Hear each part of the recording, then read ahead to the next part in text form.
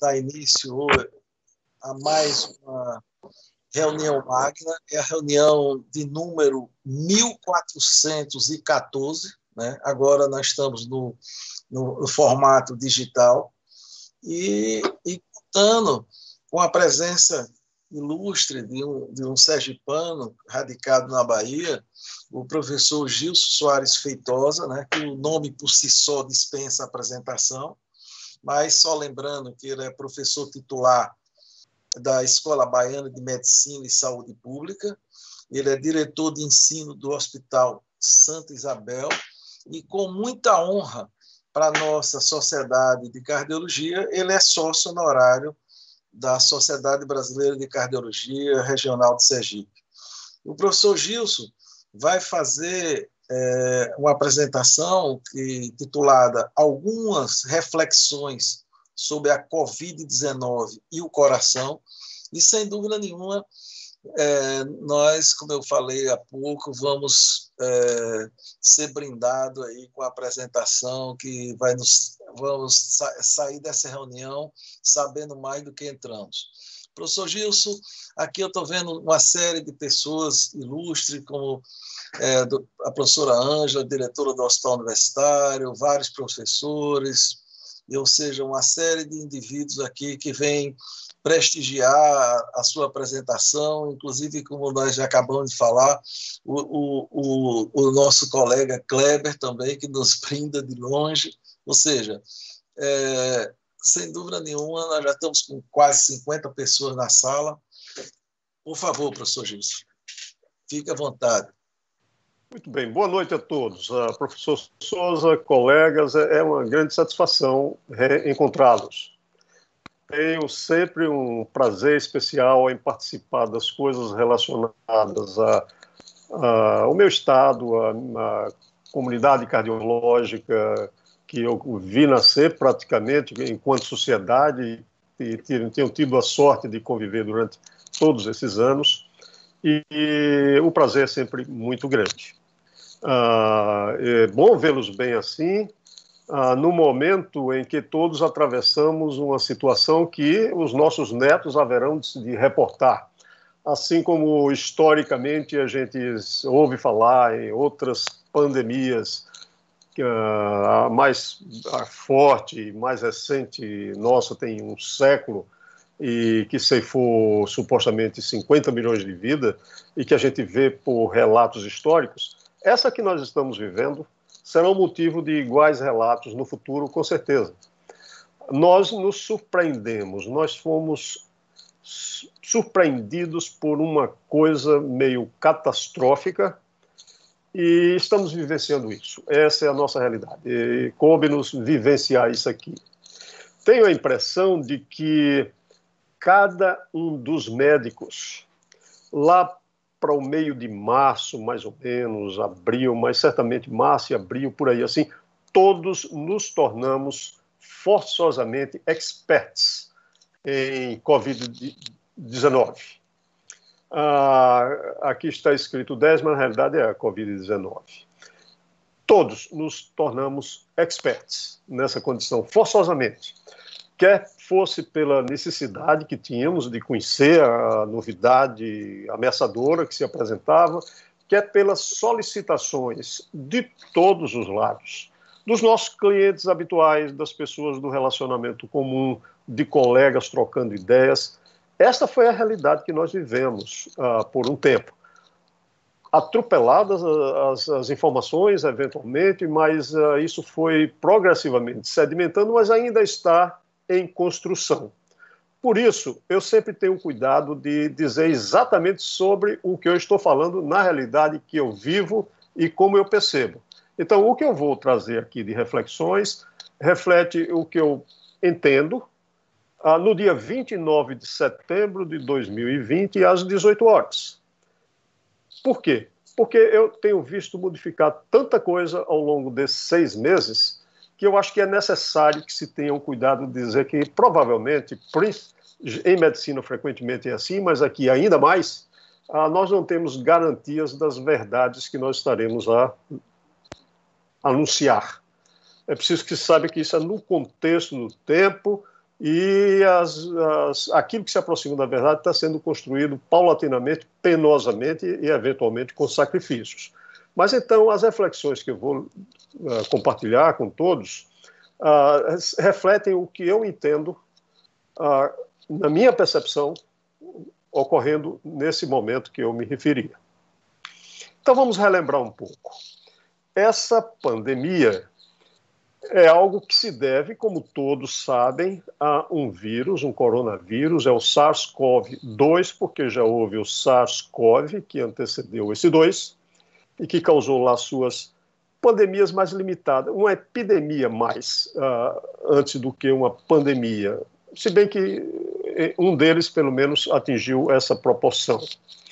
Pandemia é quando atinge vários países, diferentemente de um surto epidêmico. Mas esse SARS-CoV-2, descoberto na China, foi descoberto provavelmente no mês de novembro, ao que se sabe, mas não se entendia bem o que havia.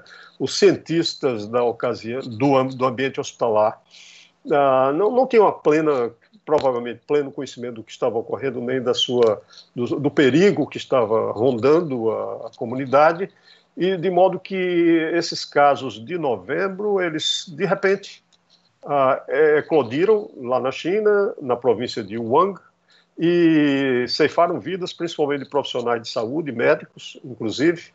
E aí, então, houve o primeiro relato.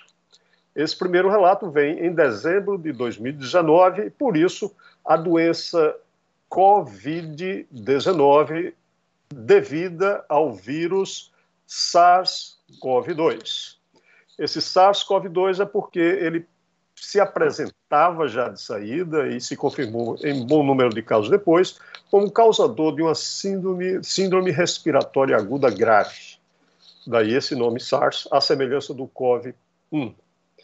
Este vírus, aí então o mundo voltou a sua atenção para tentar, com as condições instaladas de exploração na bancada, na clínica, na epidemiologia, o volume de informações foi crescendo muito, muito, e com os recursos atuais já é possível ver isso que nós vemos aqui, o vírus bem delimitado, bem classificado, e aqui é uma fotografia eletrônica, onde o amarelo são os vírus, e aqui é uma célula sendo parasitada, intensamente parasitada, e se o primeiro caso tinha sido escrito em dezembro de 2019, hoje que nós estamos em 29 de setembro, essa doença que é capaz de acometer e entra principalmente pelas vias aéreas e, portanto, trazendo um envolvimento pulmonar significativo, mas hoje se sabe, acomete coração, faz coagulopatia, traz alterações renais, sistema nervoso, fígado, intestino. É uma doença com implicações sistêmicas, eventualmente graves, e que agora, nesse período de tempo, já se pode dizer que ultrapassamos mais de esse é o dado de hoje, que eu levantei hoje, já causou mais de 1 milhão de mortes no mundo. Há casos registrados no mundo de cerca de 33 milhões. O Brasil já é um dos países mais acometidos, ele está disputando aí com a Índia quem é o mais acometido. O primeiro de todos são os Estados Unidos, mas o Brasil já tem 4 milhões e 700 casos, com 142 mil mortes num período de 6 meses atribuível a uma doença. Isso é muito relevante, isso é muito significativo. Num curto período de tempo, uma doença que se acrescenta às demais, causando tal mortalidade, tal letalidade na realidade. Esta é a realidade do que nós vemos. Vem aqui discutir de onde ele surgiu, se foi o pangolim, o morcego, isso aí não está em questão e não me interessa discutir. O que eu gostaria de fazer mesmo era trazer reflexões sobre 5 temas. Gostaria de trazer reflexão sobre o que houve com a qualidade da informação. Trazer algumas considerações sobre como o mundo estava despreparado para o atendimento de uma pandemia em 2020. Aí, então, entrarei nas questões específicas nossas do cardiologista, o que é que ocorreu com o atendimento cardiológico emergencial não Covid, como ele foi documentado. Trarei algumas considerações sobre o que se pensa entender do que sejam as lesões cardíacas. E o último item que eu entendo como da maior relevância, no momento, 6 meses depois da pandemia, que é o entendimento do que sejam as sequelas cardíacas da Covid-19. Vamos começar pela qualidade da informação. Surge a Covid quando as redes sociais, o uso da internet, o uso está em pleno vapor e amplamente disponível no mundo. Ora, aí então as comunicações intermeadas com o desespero de pessoas, aproveitamento de alguns que chamavam a atenção para si, até por conta, eventualmente, de sua própria profissão, que traz notícias que devam ser ouvidas ou lidas, entre outras coisas. O que houve, de repente, nós vimos foi uma quantidade enorme, jamais pensada, de informações em uma rapidez muito grande. O mundo viu uma nova realidade. Viu a realidade de como se pode ter tantas informações assim. E quando vêm informações, precisa saber se elas são confiáveis. E geralmente não são. Esse sentido da qualidade da informação afetou decisivamente o meio médico. E eu gostaria de documentar isso um pouquinho, porque eu acho que é muito relevante. Muitos dos senhores sabem o que significa o medRxiv, mas deixe-me relembrar que significa uma publicação. O doutor Zé Augusto, então, conhece isso aí muito bem, porque eu sei que um dos orientadores dele na sua última passagem pelos Estados Unidos, o doutor Harlan Kernholz, é pai dessa ideia. Então, em Yale, junto com o British Medical Journal e nessa companhia, eles, em junho de 2019, tiveram a ideia de criar um veículo de comunicação, um jornal de comunicação, com uma característica muito sui generis. E eles, de maneira muito inteligente, eles deram-lhe o nome de medRxiv. Med, esse R maiúsculo, o Q de Q quadrado, CAI, que soa por fim como medRxiv. Criaram o medRxiv. O que era isso? O que é isso? Isso atende à necessidade, segundo eles, da comunidade científica, que em meio à enorme produção científica do mundo, vê-se na necessidade para otimizar os recursos, otimizar as descobertas, ter acesso a informações de maneira muito rápida. E o que era verificado, continua sendo até então, é que eventualmente se faz uma pesquisa, essa pesquisa é encaminhada para um veículo de comunicação com revisão de pares. Esse é um processo penoso e, frequentemente, há uma demora muito grande entre aquilo que foi o término da pesquisa, a construção do arquivo, a ida para um jornal, a revisão por pares, revisões pelo autor, e geralmente passa-se de 6 meses. 6 meses ou mais. Pois bem, então estes senhores tiveram a ideia de que isso era indesejável no século atual, no momento atual. Era preciso ter uma rapidez maior de comunicação. Então eles criaram o medRxiv, que é um sítio, um local para onde autores encaminham seus artigos, antes mesmo de encaminhar os artigos para jornais que sirvam para revisão por pares. Esta é a ideia. Eles fizeram isso em junho de 2019. A ideia, então, é que um autor na cidade X pudesse apresentar seu artigo e outro autor que estivesse lidando com a mesma área já pudesse ter uma sinalização de que aquilo estava sendo trabalhado e estava chegando a esses resultados. Em outras palavras, a intenção era otimizar desenvolvimento científico. Isso teve um sucesso. Isso começou mais ou menos em junho de 2019. Vinha tendo um sucesso de submissão de artigos. Esse outro propósito do medRxiv é que o artigo aí chegando, os próprios organizadores do medRxiv pudessem orientar os autores no encaminhamento dos seus artigos para tais e quais jornais, cumpria essa finalidade. Então, de repente vem a pandemia da Covid-19. E eu acho que não tem uma documentação mais clara de como a ciência foi atropelada do que esse fato. Observem agora. Houve um aumento de 400% de publicações pré-submissão, quer dizer, antes de ir para um jornal de revisão por pares. Um aumento de 400%. Houve um aumento de mais do que 100 vezes, milhões de artigos que foram baixados da internet. E aí, quando se foi ver a qualidade era pobre. E todos nós sabemos disso. Lembram-se disso há 6 meses atrás? Tem melhorado ultimamente. Mas em fevereiro, março, abril, a qualidade costumava frequentemente ser pobre. As definições eram precárias. Havia mesmo, várias vezes se viu isso, um desencontro entre o que estava escrito no texto do artigo e o que estava numa tabela. Quer dizer, como se tivesse havido uma deterioração tremenda do avanço que era a ciência da publicação. Houve duplicidade de resultados, só para focalizar uma situação, em 4 meses se registraram mais do que 1.000 trabalhos em andamento no Clinical Trials, Gov. E só na hidroxicloroquina já existiam 145, precipitados por aquele trabalho francês. Agora, se a gente focalizar só esse da hidroxicloroquina, vejam como eram os trabalhos, a pressa, o receio, a situação calamitosa que se viu, trouxe o atropelo da ciência.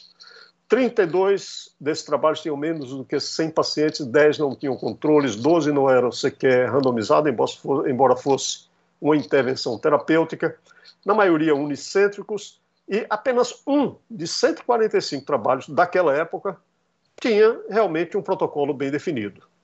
Então, esta é uma realidade que nós vivenciamos e que vai ser motivo, por certo, de muita reflexão anos à frente. Segunda reflexão que eu gostaria de trazer, sobre o despreparo para o atendimento no surgimento da pandemia. O mundo não estava preparado para enfrentar isso e nós veremos como isso foi documentado e nós veremos como isso foi inadequado mesmo, já que havia sinalizações de que isso poderia ocorrer. Vejam, a falta de preparo se refletiu em todos os lugares, os mais avançados, nos Estados Unidos, no Reino Unido, na Itália, em todos os lugares. É como se não houvesse preparo e, de repente, não houvesse nem como dar um atendimento adequado, protegendo os profissionais de saúde e os pacientes por faltar material. Documentando isso, uma pesquisa feita aqui na América Latina pela Fine Research Latin America entrevistou mais do que 5.000 médicos de diferentes países. Aqui no Brasil fomos 1.606 de tais médicos. É uma pesquisa feita por inquérito, então não é uma pesquisa perfeita, mas muito informativa, de qualquer forma. E as pesquisas resultaram em 9.000 entrevistas. Vejamos o que foi mais importante. Várias coisas emergiram desse trabalho, mas vejamos uma das mais importantes.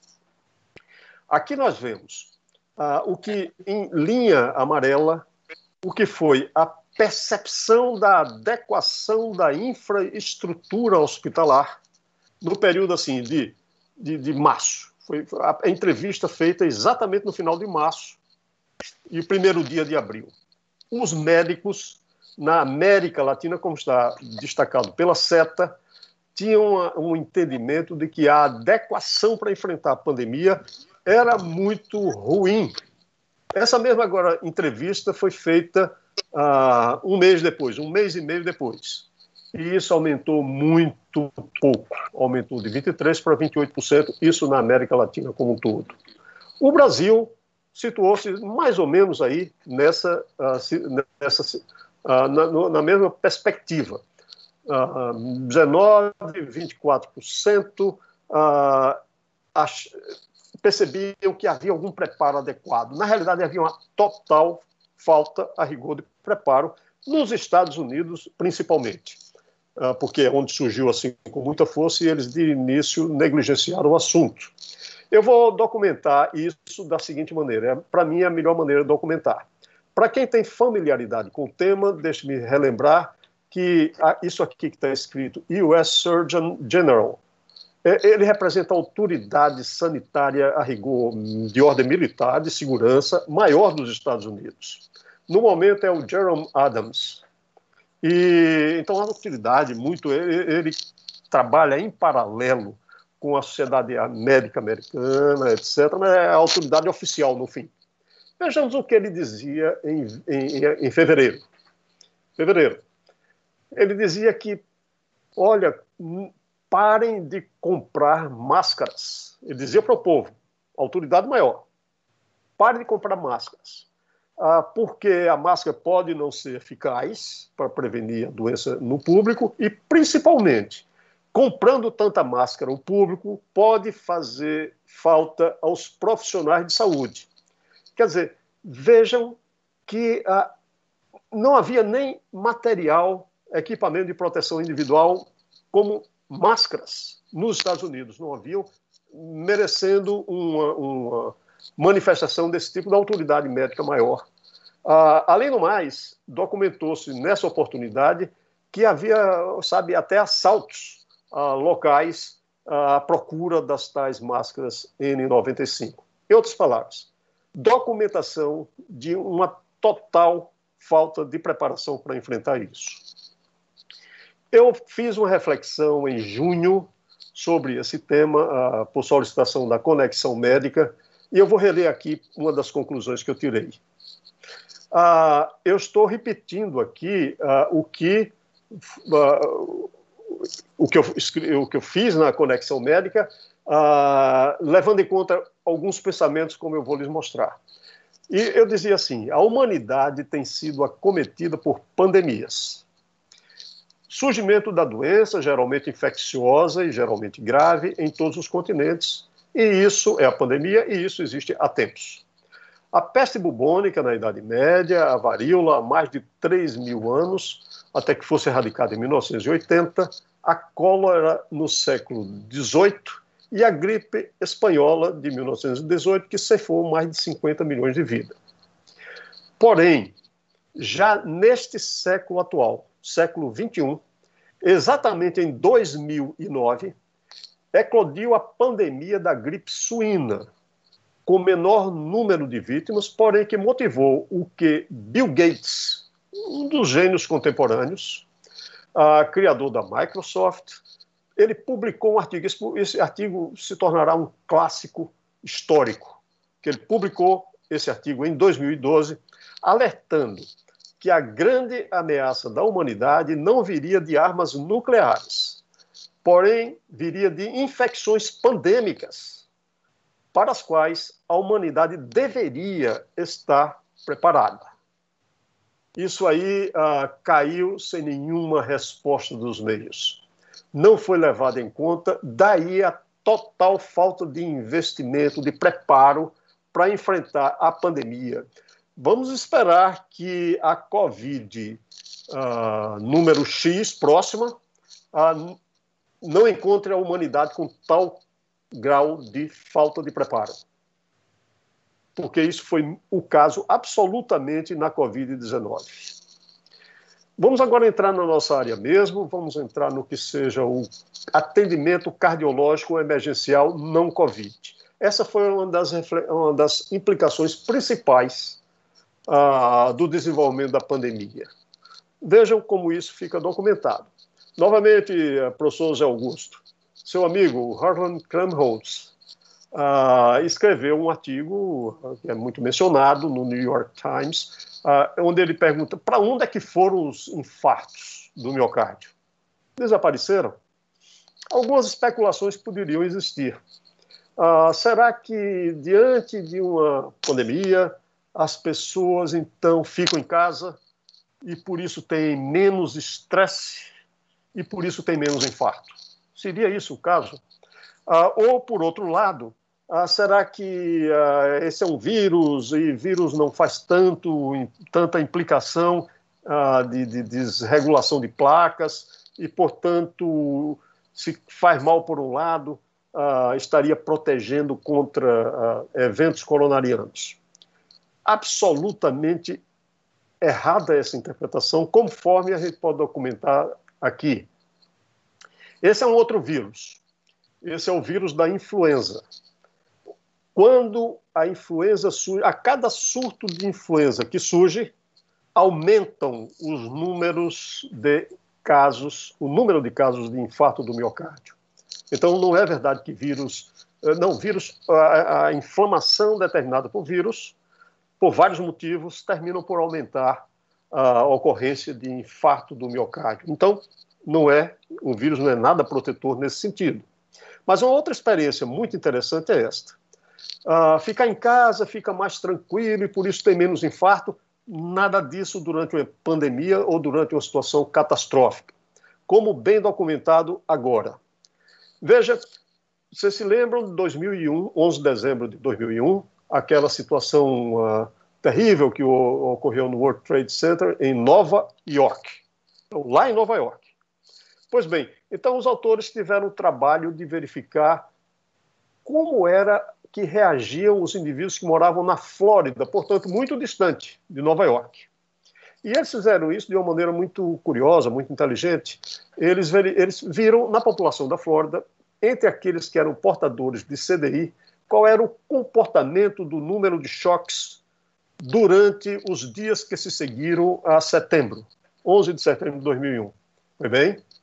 Vejam, não precisava estar em cima, podia estar à distância, ainda assim houve um aumento de 68% do número de choques. Portanto, que pandemia não traz despreocupação, traz implicações graves e, portanto, sendo assim, como explicar que a procura houvesse uma procura menor de serviços de várias naturezas, de cardiologia, de oncologia, durante a pandemia? Bem, será que isso ocorreu mesmo?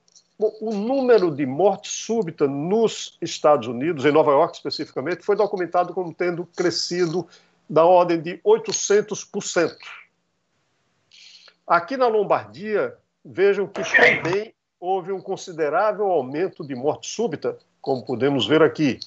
Aqui sendo representada a morte súbita, no momento em que, em 2020, de acordo com a barra azul. Então, nesse período comparado a 2019, é um considerável aumento de morte súbita na Lombardia em vários lugares. No nosso hospital, nós fizemos um levantamento comparando o período de maio a junho de 2019 com o mesmo período de maio a junho de 2020, e nós pudemos documentar que tudo que dizia respeito, por exemplo, a coronárias, sendo esse o caso de infarto com supra, infarto sem supra, angina instável, intervenção percutânea eletiva que vão para a unidade coronariana, tudo isso observou-se em todos esses casos muito significativa redução de atendimento. Este foi o caso bem documentado no nosso meio e que reproduz aquilo que foi visto em vários outros serviços mundo afora. Uma estimativa de redução de casos foi feita, novamente, por um questionário dirigido para médicos, e era a percepção de médicos no mundo inteiro, não eram médicos só de um certo local. No mundo inteiro se estima que houve uma redução de 40% a 60% de atendimento de infartos ou síndrome coronariana aguda. E aqui o Hong Kong teve uma oportunidade de documentar por que assim seria e por que nós vimos, dos poucos casos atendidos, casos mais complexos. A razão foi basicamente essa aqui. Observou-se no mundo, não só que os casos não chegavam, mas chegavam bem mais tardiamente no caso de infarto com supra. E disso advém várias consequências, como nós sabemos. Então, o que dizem as diretrizes em relação a isso é muito claro. Vimos que houve uma redução na América Latina inteira, o Brasil e todos os países da América Latina. Eu estou me referindo novamente àquele estudo que eu disse de início, o Fine Research, casos de câncer, casos crônicos e, no que nos interessa, as doenças cardiológicas. Houve uma redução de 40%. Ora, ter uma dor torácica é muito importante. Vejamos o que dizem as diretrizes. O atendimento inicial pré-hospitalar é de fundamental importância. A maioria das mortes por infarto ocorre nas primeiras horas de manifestação da doença, sendo 40% a 65% na primeira hora mesmo. E, portanto, o atendimento, quanto mais cedo, melhor. Não valorização pelo paciente dos sintomas de dor torácica, como sendo de infarto, pode se constituir em si só um quadro de elevada gravidade. Esse é o pensamento das diretrizes em geral e da nossa, inclusive. Ora, em tempos de Covid, o que é a constatação?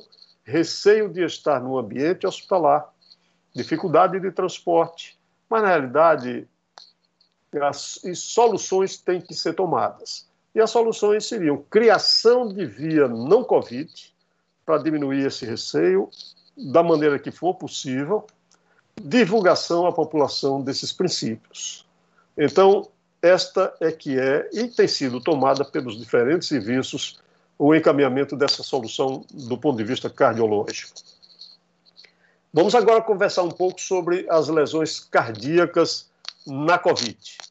E aqui está muito claro que tem muito a ver com a disfunção endotelial generalizada, entre outras coisas. Essa é uma simplificação, mas fundamentalmente é isto. A hipoxemia ela é um elemento marcante, ela resulta de uma agressão direta ao pulmão, mas recentemente tem-se visto um outro fato. Tem-se visto que shunt pulmonar desempenha um papel muito importante nessa hipoxemia, justificando, portanto, que às vezes, por shunt pulmonar, dilatação de artérias, dilatação até de capilares e veias, e formação de shunts de perfusão em áreas não aeradas, mas até sem isto, shunt direto, por uma dilatação de vasos pulmonares, observa-se nessa condição, mais do que em outras, eventualmente uma hipoxemia fora de proporção a tudo mais, até de sintomas. Mas a hipoxemia é marcante, é um elemento fundamental na determinação da doença, até porque, quando muito intensa, afeta todo o organismo, inclusive o coração. Estado trombogênico, disfunção orgânica generalizada, e à medida que o conhecimento foi sendo avolumado em torno do assunto, algumas conclusões já começaram a ser tomadas de maneira possível.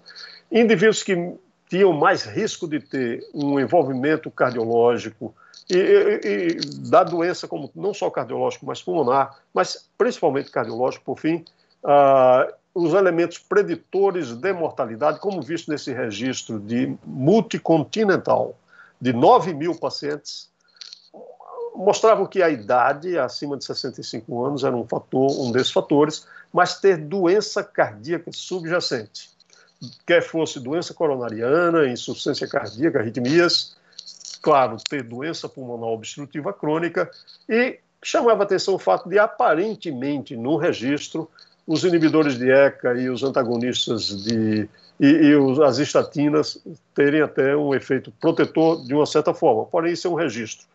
Aqui eu quero destacar mais o que era determinante de gravidade. Isso se seguiu a uma intensa avaliação de mecanismos de lesão miocárdica. Autópsias são feitas com muita... Autópsias, como todos sabemos, diminuíram acentuadamente no mundo. O mundo não faz autópsia mais. Algumas pessoas podem não ter registro disso. Mas, por exemplo, quando eu fui acadêmico nos anos 60, no Hospital Professor Edgar Santos, da Universidade Federal da Bahia, nós tínhamos um centro liderado pelo professor Andrade, entre outros, já precedido pelo professor Coelho, todos os pacientes internados obrigatoriamente teriam que fazer autópsia. Disso resultou uma riqueza enorme de informações do serviço do Dr. Zilton Andrade. Isso jamais seria possível nos dias atuais. Isso seria tido como algo que infringiria princípios de bioética. Mas na época não era assim, a intenção era criar ciência, mas era assim aqui e no resto do mundo, só que aqui era quase que 100% dos pacientes. Por isso o serviço de patologia da UFBA era um dos serviços de patologia mais importantes do mundo, produzindo muitas informações, etc. Por isso. Pois bem, isso desapareceu. Hoje não se tem autópsias, praticamente não se tem autópsias. Os únicos serviços que fazem autópsia são os serviços, alguns, de cancerologia, mas fazem um percentual muito pequeno ainda assim. O Sloan Kettering faz um pouco, então são poucos, porque geralmente não é permitido. Os pacientes não permitem, os familiares não permitem, e diferente do passado. Ou, nesses serviços, eles permitem em vida para contribuir para a ciência. É uma outra coisa. Pois bem, em meio a tudo isso, da mesma maneira, isso se reflete na exiguidade de informações de autópsia em pacientes agora com a Covid-19.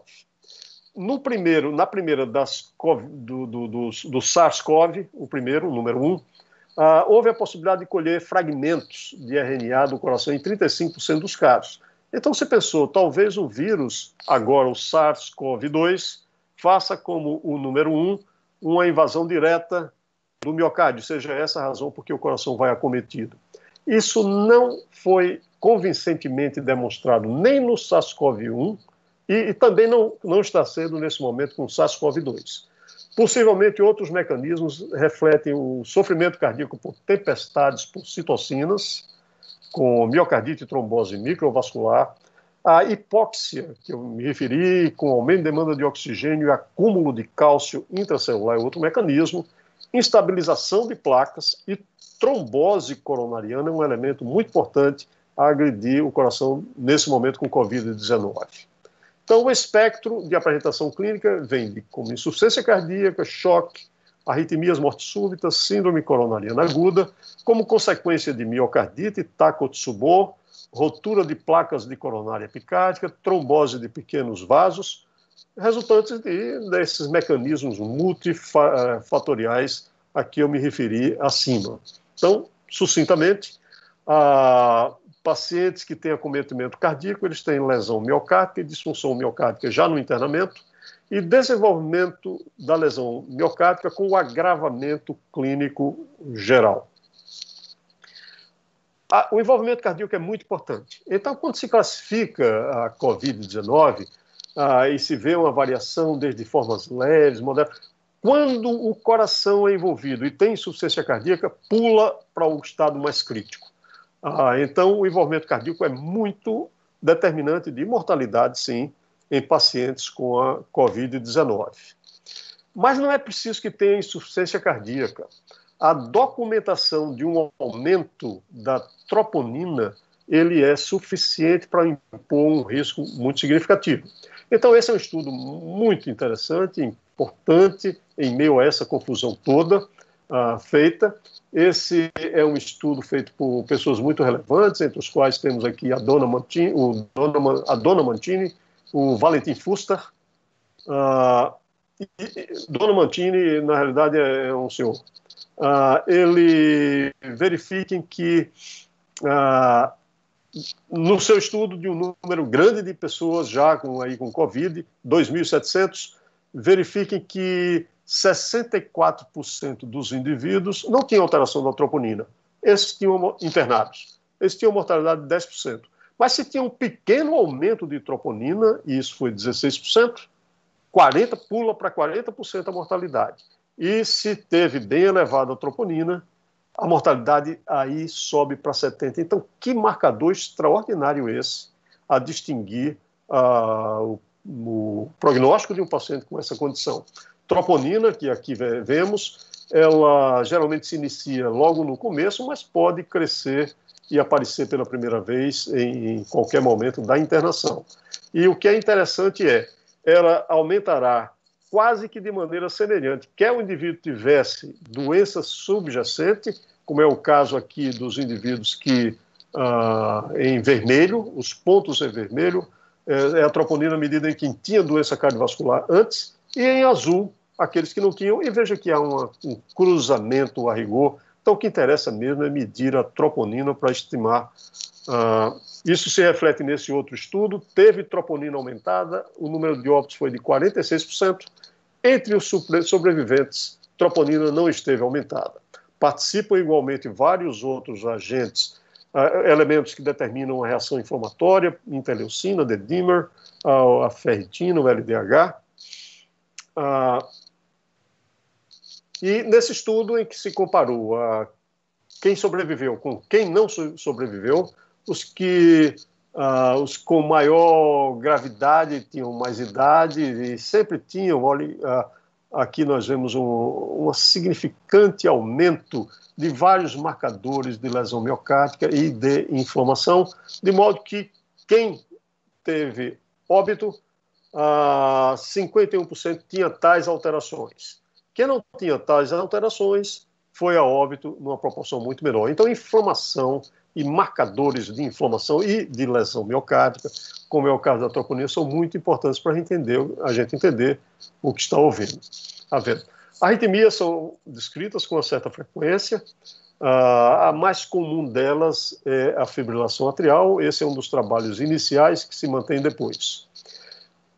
O ecocardiograma na avaliação do paciente com a suspeita de COVID é muito importante e tem 4 perfis mais ou menos bem definidos. O da hipercontratilidade, sim, o indivíduo tem expansão volúmica, tem aqueles shunts, e aí ele aumenta a contratilidade. Esse é um padrão. Outro é Takotsubo, que é uma situação de uma hipercontratilidade de base e com balonamento apical, havendo variações disso, mas esse é outro padrão que está descrito. O outro padrão é visto ao eco, é um de aumento de VD. Pode ser por disfunção de VD, pode ser por tromboembolismo pulmonar, mas pode ser por trombose pulmonar. E hipocontratilidade difusa como resultado de muitas dessas alterações aqui mencionadas. Esse é o primeiro caso de Takotsubo descrito. Documenta-se aqui, ele foi descrito numa senhora em Genebra, na Suíça, uma senhora idosa de 87 anos. Esse é o primeiro caso que surge na literatura.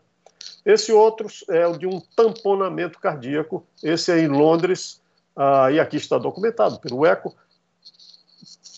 Convém registrar que a experiência subsequente não identifica derrame pericárdico como um problema mais significativo na evolução de quem tem COVID, não. Copo pulmonar agudo, sim, e eventualmente com graves consequências. Esse é um dos primeiros registros dessa ocorrência. E nós fizemos um trabalho no nosso serviço. E observem o número de colegas que contribuíram para esse trabalho, porque, à exceção de quem lhes fala, praticamente todos estiveram à frente, na linha de frente. E os nossos residentes, estiveram muito à frente na situação de Covid. Então, nós ficamos, por vários motivos que não interessam discutir aqui, nós ficamos, já não fosse pela idade, nós ficamos participando intensamente desses levantamentos, mas à distância. Estes estiveram quase todos muito à linha de frente, daí porque essa homenagem que nós prestamos a todos nessa publicação que acabamos de fazer na revista científica do Hospital Santa Isabel, que, aliás, eu quero dizer que está à disposição de todos. Ela está indexada, ela está com DOI e, portanto, pode ser alvo de algum interesse de publicações de teses para quem se interessa. Bom, o fato é que documentamos o seguinte, e vou chamar a sua atenção para isto. Veja, esse é um dos nossos casos. Essa é uma situação em que facilmente a gente vê um supra-DST em D1, AVL, um supra-DST difuso, aqui mais consistente, subra, localizado na parede anterior, e o caso apresentava, sim, uma obstrução de descendente anterior que foi aberta. Esse é um padrão. Esse outro. Nesse caso aqui, nós tínhamos alterações difusas de repolarização ventricular, dor precordial intensa, motivando a realização do exame, coronárias basicamente normais. Por outro lado, eu agora vou lhes reportar a experiência da doutora Judith Hockman e o Bangalore. Isso é a experiência de Nova York, que é muito interessante no sentido de mostrar o comportamento dessa situação cardiológica de síndrome coronariana aguda. Vamos começar com esse caso aqui.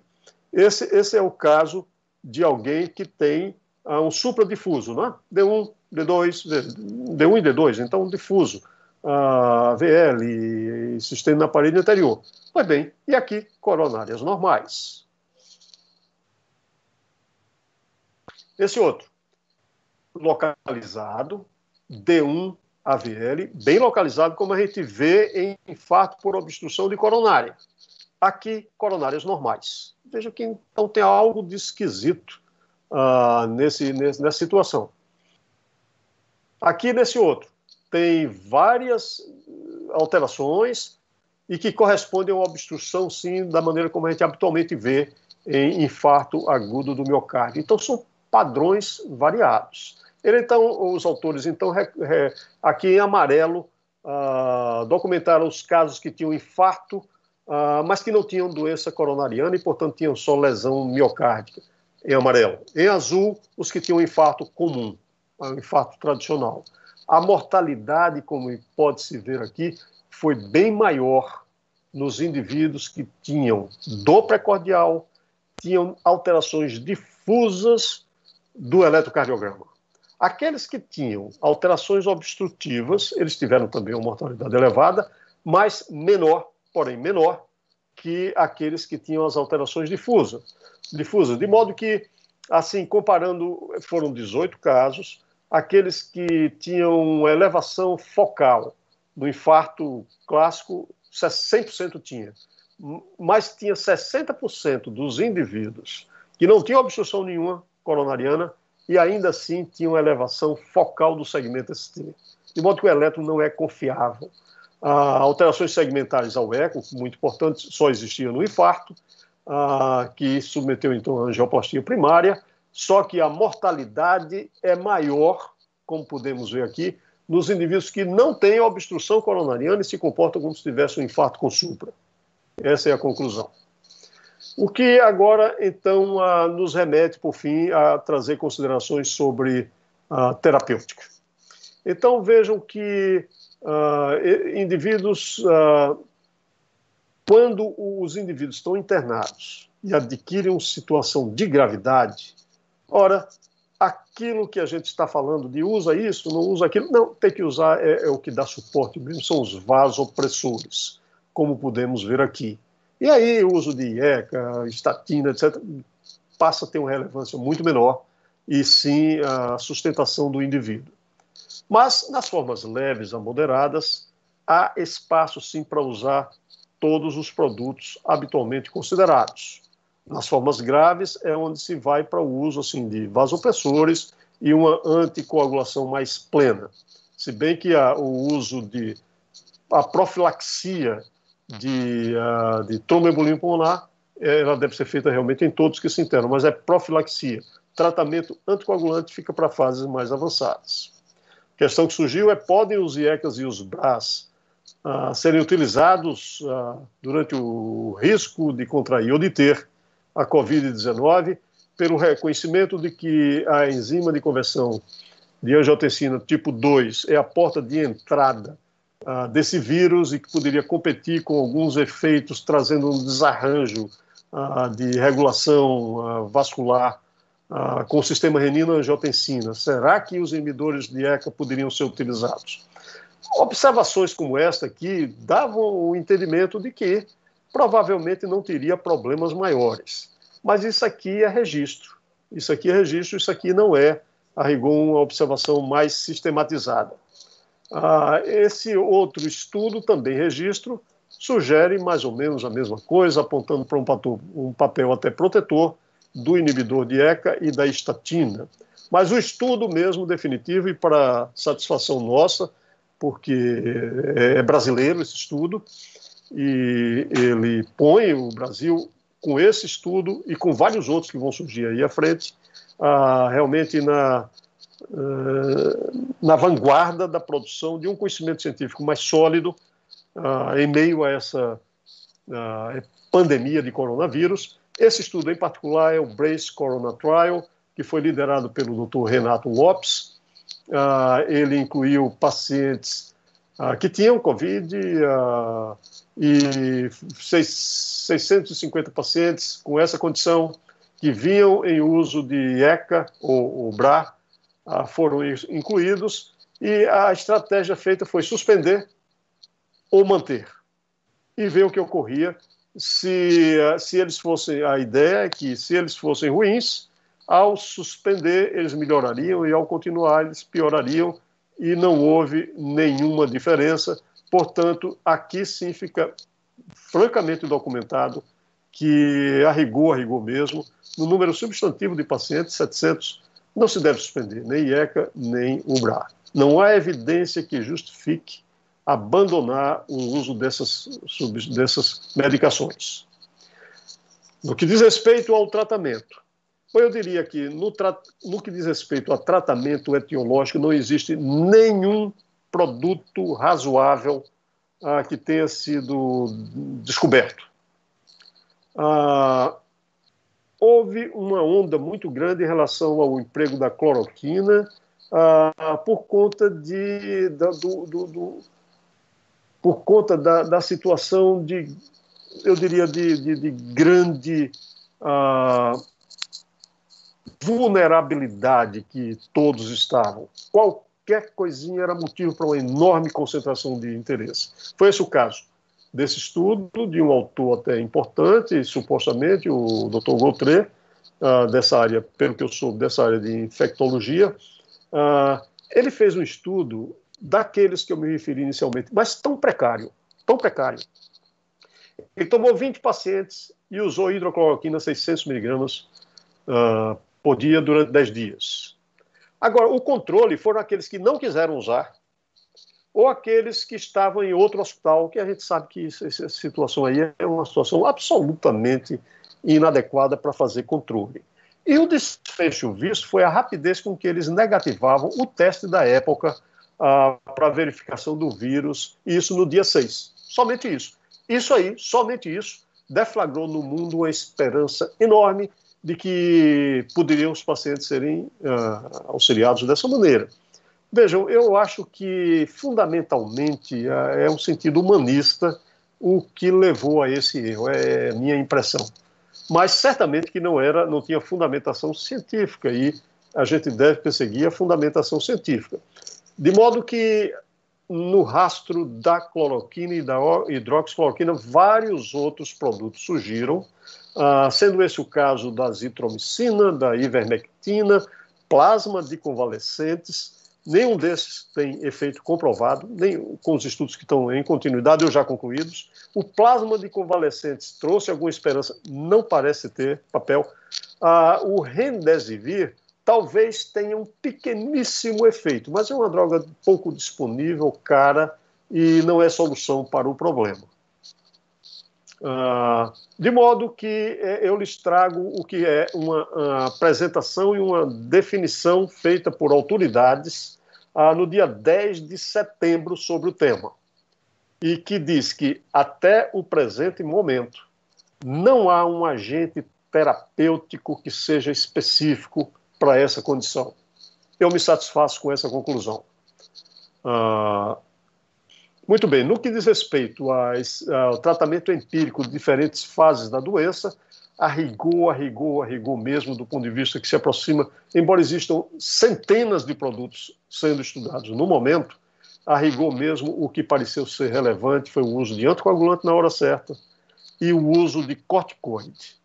Este, então, já dá motivo para a realização de uma meta-análise que mostra que, quer seja a dexametasona, que foi o melhor testado, mas também com o uso da hidrocortisona, da metilprednisolona, observa-se sim um efeito protetor com o seu uso. Agora eu quero que os senhores prestem atenção ao que está aqui como conclusão do estudo mais importante dentre eles todos. Esse estudo foi o Recovery. Ele utilizou dexametasona, utilizou numa dose relativamente pequena, tanto por via oral como venosa, e o que foi que ele viu? Os maiores benefícios eram nos pacientes mais graves. Nestes, houve uma redução de mortalidade em 30%, 33%. Naqueles pacientes com situação moderada, houve um benefício reduzindo-se a mortalidade em 20%. Nos casos leves, não houve diferença entre ter usado a dexametasona ou ter usado placebo, de modo que essa é a melhor evidência que eu acho construída até o momento. Para finalizar mesmo, eu vou lhes falar agora sobre aquilo que eu acho que é a maior preocupação em relação a essa doença no momento, que são as sequelas cardíacas da Covid-19. Eu acho que todos conhecem esse trabalho, todos nos surpreendemos com uma verificação por ressonância magnética de 26 pacientes apenas, recuperados da Covid-19, jovens, 38 anos, e que já estavam há 47 dias de sua doença, tendo tido na oportunidade casos leves, moderados ou graves. Recuperados, 47 dias depois, submetem-se a uma realização de uma ressonância e, surpreendentemente, mais da metade tem alterações, sob a forma de edemas, fibrose ou dilatação, 47 dias depois. Isso é muito relevante. Chamou a atenção. Agora, eu acho que todos também já devem ter visto isso, nós temos um estudo alemão. Aqui foram 100 pacientes que submeteram, sim, a uma ressonância magnética e, de maneira também surpreendente, em 78% dos casos havia ou fibrose ou inflamação em curso de pacientes que saíram de sua Covid. Qual é o destino desses pacientes? Nós não sabemos, por certeza. Nós não temos exatamente uma ideia segura do que vai ocorrer com essas alterações. A gente torce que isso desapareça. Eu fico a me questionar se as atitudes que estamos tendo em liberar atletas de alto desempenho físico nesse momento seja uma atitude correta do ponto de vista médico. Eu tenho muitas dúvidas em relação a isso, mas é o que está sendo decidido, muito dinheiro está envolvido no assunto.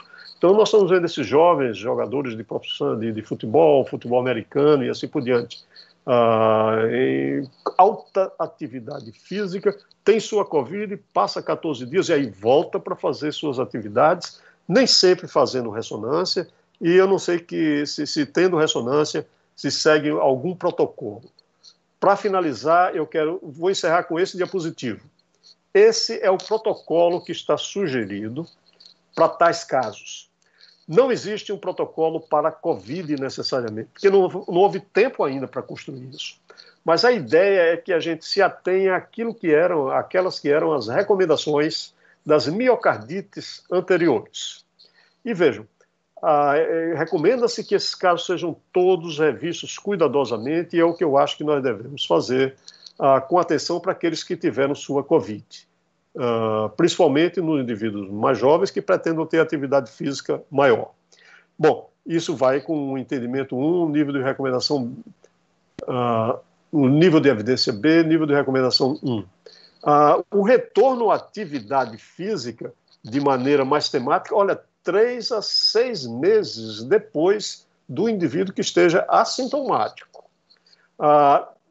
3 e, consequentemente, contraindicado, aqueles indivíduos que ainda estejam com evidências de alguma maneira por esses métodos aqui em cima de miocardite, e eles não devem participar de atividades físicas de maior intensidade. Eu acho que a gente deve se ater a esta recomendação. Certamente que não é isso que está sendo feito com os nossos jogadores de futebol. Eu tenho certeza que não é. Mas não sei se haverá consequências em relação a isso. Mas para o nosso paciente, para o que eu estou disposto a fazer, eu estou disposto a seguir essa recomendação para os meus pacientes, até que se entenda melhor o que ocorre com o indivíduo com Covid. De modo que, meus amigos, meus colegas, eram essas as reflexões iniciais que eu gostaria de lhes trazer. Eu agradeço muito a oportunidade de estarmos juntos conversando e agora eu me ponho à disposição e gostaria de ouvir daí as suas reflexões. Muito obrigado. Obrigado, professor Gilson. Como nós falamos no início, seguramente ele ia nos brindar com uma apresentação muito interessante, complexa, com reflexões interessantíssimas. Bem, vamos abrir agora para a discussão. Gilson, eu acho que já poderia descompartilhar seu slide, né? Eu acho que já foi feito ok. Deixa eu ver se eu consigo fazer isso aqui.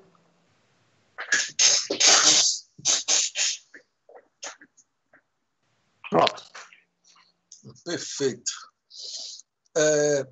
O Gilson, eu acho que dos temas que você falou, uma das coisas mais importantes, sem dúvida nenhuma, é o porvir, né? Esse aspecto em relação ao futuro desses indivíduos, sem dúvida nenhuma, uma das coisas que aflige muito a gente. Nós vamos passar a ter, sem dúvida nenhuma, os cardiologistas procura de pessoas para avaliar indivíduos que já tiveram a doença. Não, logicamente, não existe nenhum protocolo, como você bem frisou. Na sua visão, como é que você pretende fazer sistematicamente com indivíduos que tiveram Covid, por exemplo? Porque nós sabemos que 85% dos que tiveram, que estão tendo, eles não vão ter sequelas maiores, mas eles vão nos procurar, sem dúvida nenhuma. Você vai investigar também, você pretende investigar esses indivíduos? Como é que você pretende administrar? Bom, eu gostaria de ter essa sua confiança de afirmar que 85% dos indivíduos não terá problemas. Eu confesso que, no momento, o que eu penso é que eu não sei exatamente como é. Sim, outras viroses, possivelmente seria assim, mas eu não sei ainda se esta virose será dessa maneira. Eu preciso ter mais tempo para confirmar um ponto de vista. Enquanto isso não aparecer, eu acho que a minha tendência é de querer preservar um pouco. Então, o estímulo em quem teve Covid, certamente eu esperaria um pouco mais de tempo. Que método utilizar para saber se ainda há sequela ou não? Bom, isso aí é complexo porque não há possibilidade de fazer ressonância magnética em todos. Eu não sei qual será a sensibilidade do eletrocardiograma. Eu não sei qual será a sensibilidade do ecocardiograma, deve ser muito pequena. Então, eu acho que é melhor, em todos, assintomáticos que estejam, aguardar 3 a 6 meses. E aí, nos que tenham algum sintoma ou alterações em exames mais simples, aí prosseguir com a realização de métodos mais elaborados. Isso para o geral das pessoas. Agora, e que tal os atletas? Porque os atletas, então, eu estou inteiramente perdido em relação à atitude, em relação aos atletas.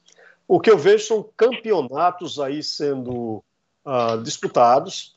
Eu estou vendo a notícia de que times inteiros estão acometidos, os reservas chegam e espera-se o quê? Um período de tempo de 10, 15 dias para que os titulares voltem.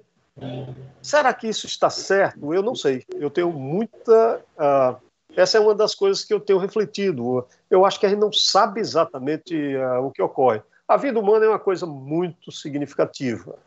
Eu tenho a impressão que expor alguém a um risco indevido é algo que a gente deve se preocupar bastante. Entendo que há muitas implicações, principalmente financeiras, porque aqui nós estamos falando assim de milhões e milhões e milhões de reais e de dólares. Mas a despeito de tudo isso, eu mantenho essa preocupação. E, sobretudo, né, Gilson, tem a perspectiva de uma Olimpíada no próximo ano, onde as competições são ainda muito mais acirradas, né? E vários desses atletas aí, seguramente, terão tido ou terão a Covid até lá, né? Então, sem dúvida nenhuma, essa é uma preocupação maior. E aí, Zé Augusto? Alguém quer comentar? Sheila, Zé Augusto? Não, eu concordo plenamente com o professor Gilson. Professor, parabéns mais uma vez. Como eu falei, a gente sabia que ia ser um grande presente nesse dia tão especial, essa aula do senhor. Mas essa preocupação que o senhor tem sentido, eu tenho sentido também. Tenho sentido no meu consultório que eu não estou vendo, mesmo os pacientes que tiveram um quadro de Covid, que não levaram a um internamento, esses pacientes não estão retornando de uma forma assintomática. Eu acho que nos últimos, se eu comparar o mesmo período do ano passado, a quanto eu comentei isso, inclusive, com Érica, liguei para a Érica para saber se era uma coisa que estava sendo pessoal minha, porque a turma aqui diz que eu sou pé frio, mas a quantidade de ressonâncias que eu tenho pedido, de avaliação para miocardite, de pacientes que têm persistido com sintomas que eles não conseguem definir o porquê, mesmo quando as lesões pulmonares regridem nas tomografias. E acho uma temeridade, uma verdadeira temeridade, colocar os atletas de volta nas suas competições, e isso já está começando a envolver os atletas juvenis também, não são só os de alta performance, que a gente ainda não sabe esse comportamento nesse pessoal jovem, a gente não sabe a quantidade de pacientes que permaneceram assintomáticos, entre aspas, e que tipo de reação inflamatória nós vamos ter. Eu concordo plenamente com a sua colocação, e está dando eco de alguma coisa aí. Mas você não acha que pode acontecer, esperar desfecho duro, morte súbita é uma coisa, mas a gente pode ter complicações a longo prazo de processo inflamatório que podem vir desde uma hipertensão pulmonar a uma miocardiopatia dilatada tardia, que a gente não sabe ainda. Na realidade, a gente está aprendendo todo dia sobre essa doença. É exatamente esse o grande problema que eu acho. Não é esperar uma morte súbita, porque se a gente estivesse esperando morte súbita nessa primeira fase, a gente não estaria saindo de pacientes com um risco mais baixo. Eu acho que é exatamente não saber o que a gente pode esperar. Amélia, William, o Gilson, aí são os dois baianos aqui, ó. Não, muito bem. Olha, Amélia, são velhos conhecidos seus. Nós, como seus alunos, tivemos o prazer de ser seus alunos na residência do Santo Isabel. Muito bem, um prazer, Revela. Inicialmente, pelo brilhantismo e a precisão da palestra de Dr. Gilson, como sempre, né?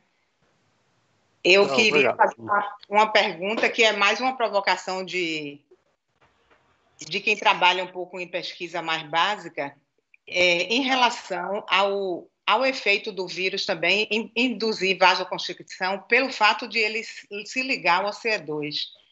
Então, se ele se liga ao CE2, ele tem alguma semelhança, algum epítopo dele pode se assemelhar à própria angiotensina. Então, eu queria saber de Dr. Gilson se ele acha que essa vasoconstricção periférica ou até setorial em algumas regiões, como esses infartos que o senhor mencionou em pessoas que não tinham doença coronariana prévia, se pode ser devido a simples vasoconstricção, além da trombose, da miocardite e dos outros eventos que a gente sabe que acontecem na doença. Eu tenho a impressão que essa é uma possibilidade a ser vista, uma coisa que, às vezes, a gente tem nessa correlação entre aquilo que existe na bancada e a parte clínica, nem sempre se confirma exatamente de uma outra. Do ponto de vista clínico, nós procuramos ver da seguinte forma. Nos que estavam em uso, houve problemas, e aparentemente, embora o número seja relativamente pequeno, mas são 700 pacientes, entre aqueles que tiveram em uso, não houve problemas quando comparado àqueles que suspenderam o produto. Essa é a nossa evidência clínica maior. Isso se soma a muitas outras que vieram. nesse mesmo caminho, embora de menor qualidade do que eram estudos observacionais. Do ponto de vista agora de mecanismo de doença, e o papel da enzima de conversão tipo 2, quero lembrar que quando a gente mergulha, não é verdade, nesse sistema renina-angiotensina, a gente vê que ele é de tamanha complexidade que aquela coisa simples de pensar em angiotensina, receptor tipo 1, receptor tipo 2, transformação e suas ações, a gente sabe que isso hoje em dia tem a participação de vários e vários outros agentes que contrarregulam, acentuam, contrarregulam, de modo que eu acho que vocês da bancada vão ter que trabalhar muito para esclarecer isso melhor. Por enquanto, a nós interessa mais a parte clínica, porque os pacientes estão em uso do remédio, e a nós interessa saber que, aparentemente, continuar em uso do remédio não faz mal. Agora, os mecanismos terão que ser melhor esclarecidos. Agora, nós temos que concordar que o sistema renina e angiotensina ele é muito mais complexo do que ter apenas 2 receptores e ter só uma enzima de conversão. Tem vários elementos que interagem aí, angiotensina 1,7, angiotensina 1,4 e por aí vai. É muito complexo. E é possível que, diante da diminuição de um tipo, outro venha a agir compensando. É realmente uma situação muito complexa essa da renina-angiotensina. Por isso, do ponto de vista clínico, nós estamos muito interessados em ver, e aí, precisa suspender ou não precisa?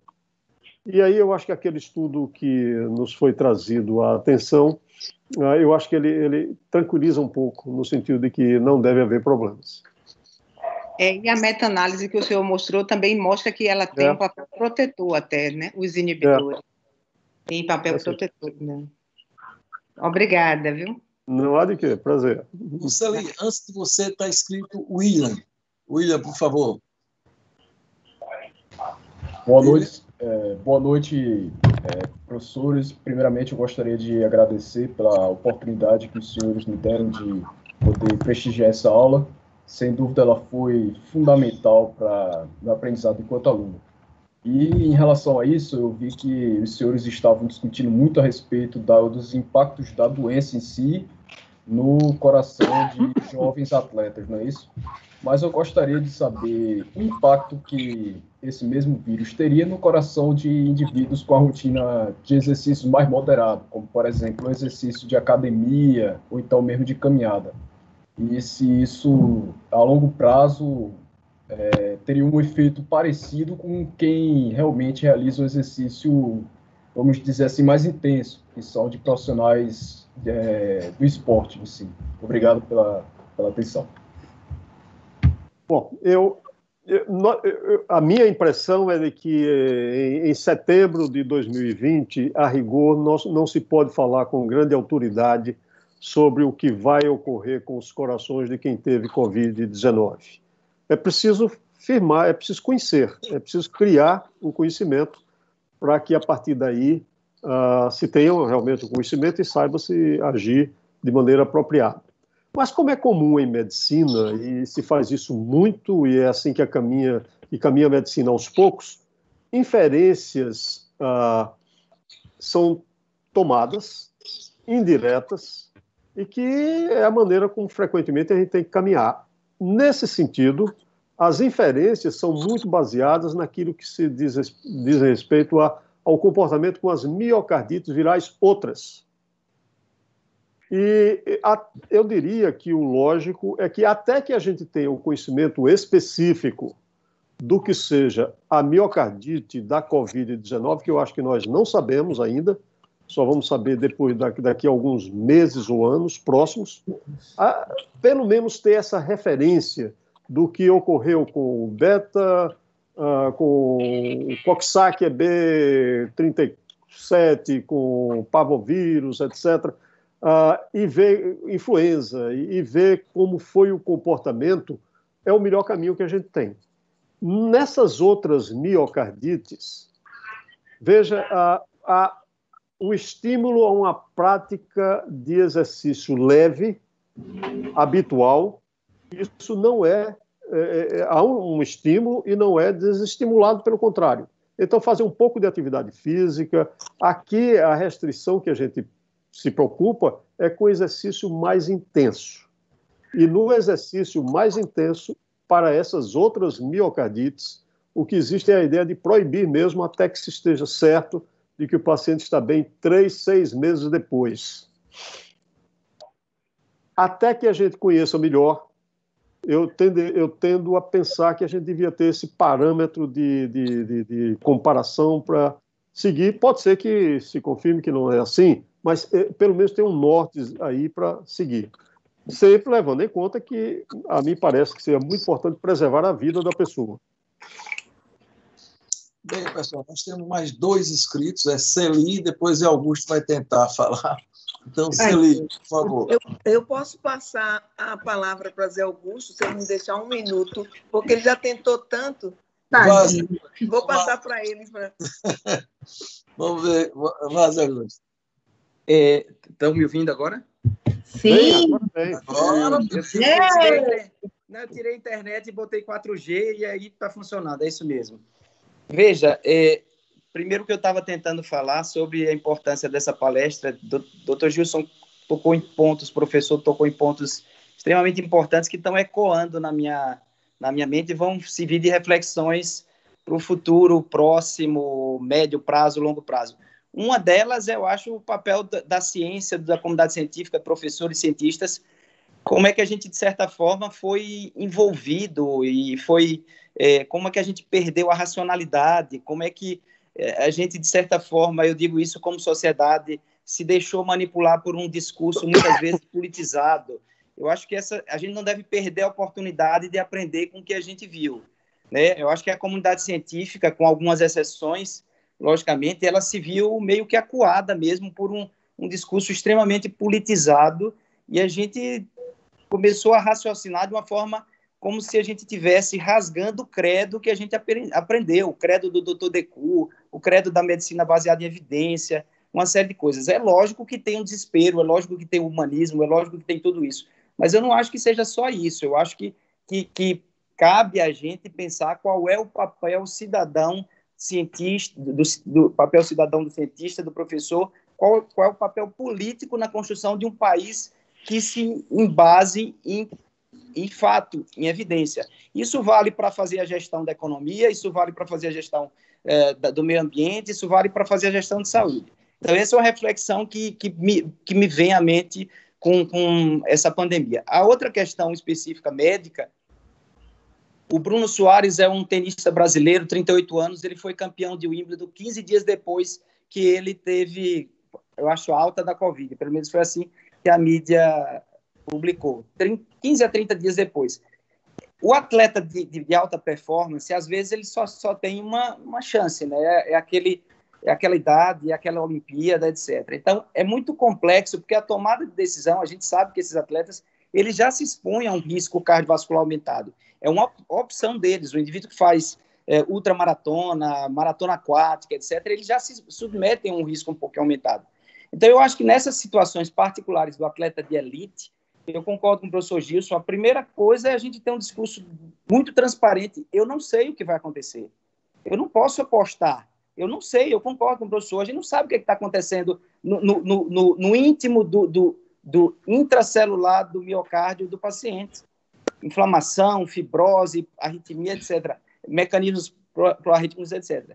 Então, eu acho que nesses casos de incerteza, nada melhor do que sentar com o indivíduo e colocar a situação na real, fazer os exames que a gente sabe que a gente dispõe, e mesmo que eles deem alguma segurança, essa segurança sempre vai ser parcial, e a gente vai ter que posicionar e vai ter que fazer uma decisão compartilhada. Eu concordo que eu acho muito, muito, digamos, dogmático a gente dizer que pode, mas também acho dogmático para o indivíduo que tem a performance, que tem o campeonato como um valor de vida, como uma escolha de vida, eu também dizer não. Então, eu daria uma margem para um diálogo aberto, um shared decision making mesmo. Então, esse é que é um ponto. Claro que, como política de saúde, o indivíduo, eu acho que padronizar a ressonância, eu não vou, na atual conjuntura que a gente vive, não vai ser uma conduta que eu vou dizer assim, vai ser muito lógica.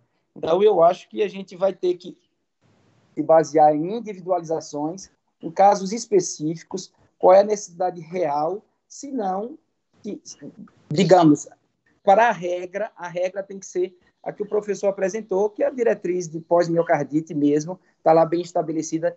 Eu acho que a exceção, a gente não deve se basear pela exceção, e sim se basear pela regra. A regra, eu acho que permanece sendo essa, até com viés que talvez a Covid seja uma virose que tem uma peculiar, digamos, um peculiar tropismo, seja por mecanismos diretos ou indiretos, para o coração. Então, essa seria a minha visão em relação a esse problema clínico.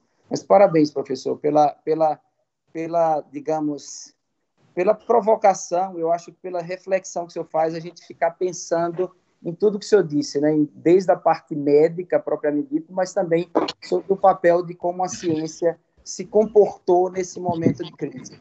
O que eu vi, o depoimento que eu posso dizer é que foi de uma solidariedade. A classe médica de enfermagem, fisioterapeuta e profissionais de saúde, diretores de saúde, foi de uma solidariedade humanística que eu nunca tinha visto na minha vida. Então, isso eu vou guardar para sempre na minha memória. Foi essa a minha experiência que eu tive durante esses 6, 8 meses.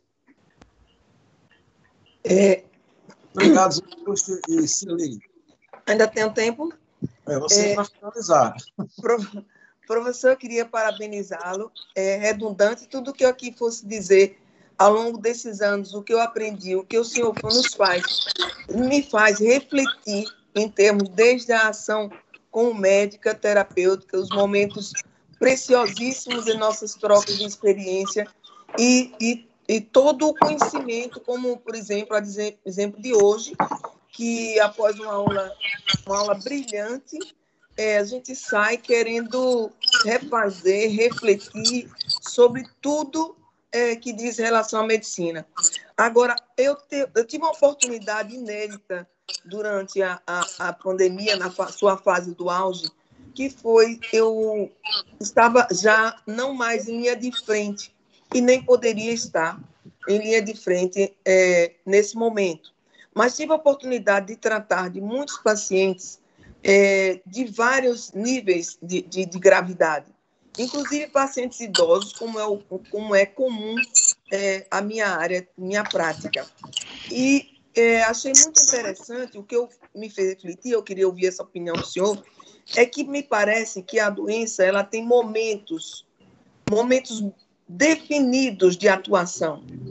E que o estudo Recovery, ele nos veio para deu uma ajuda muito grande no sentido de nos tornarmos com mais habilidade e segurança no uso do corticoide.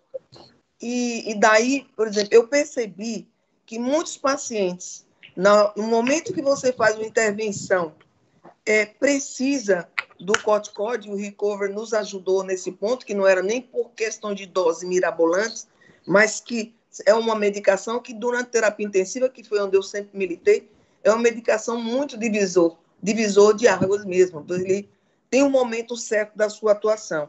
Então, ela mostra a replicação, a inflamação e a parte da infecção secundária, que muitas vezes, se pensarmos em termos de sepse, nós teríamos que pensar também que a sepse acomete o miocárdio, né? Então, quer seja processo bacteriano, quer seja processo viral, e aí fica difícil a gente definir totalmente qual é o momento e as drogas que a gente utiliza, vasopressor e corticoide. Então, eu queria ouvir a opinião do senhor em relação a isso.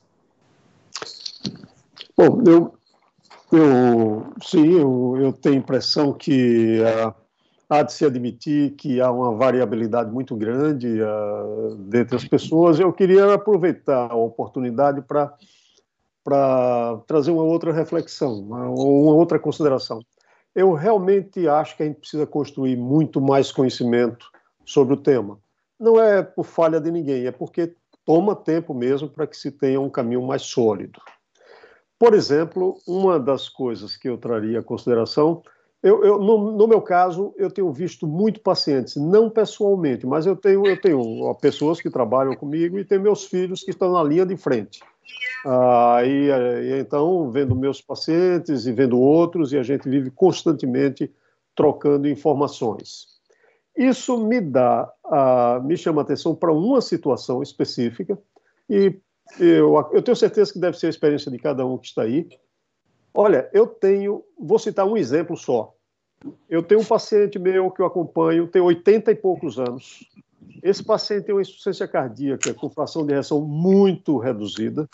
Esse paciente eu já coloquei um ressincronizador, um CDI, e ele vive com todos os remédios que se possa pensar para tratamento de uma paciente dessa condição. Esse paciente, a senhora dele, tiveram Covid documentado e não tiveram foi absolutamente nada. Não tiveram absolutamente nada de mudança do seu curso clínico habitual. Perdemos, no entanto, pessoas conhecidas com situações mais leves.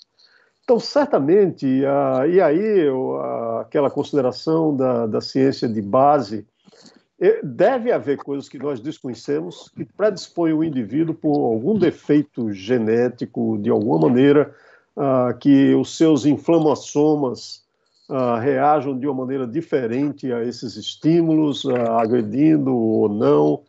Eu acho que há muito o que conhecer em relação a isso.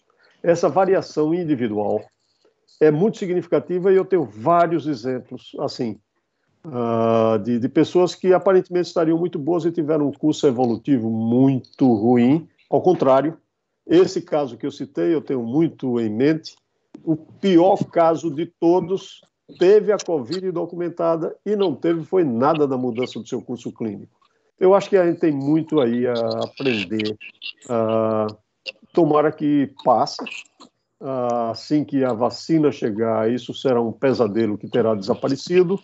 Mas, enquanto isso não ocorrer, a gente vai ter que continuar fazendo isso, continuar estudando, vendo, atento, não se esquecer de ver os novos conhecimentos, ver conhecimentos que sejam melhor depurados, não perder tempo, em nenhuma hipótese, perder tempo com notícia tola. Passar a margem de notícia tola. Nós não temos tempo para ler tolices, para ler bobagens. Então, selecionar muito aquilo que nós estamos lendo, mas ler bastante, porque a gente precisa consolidar o conhecimento. Muito bem.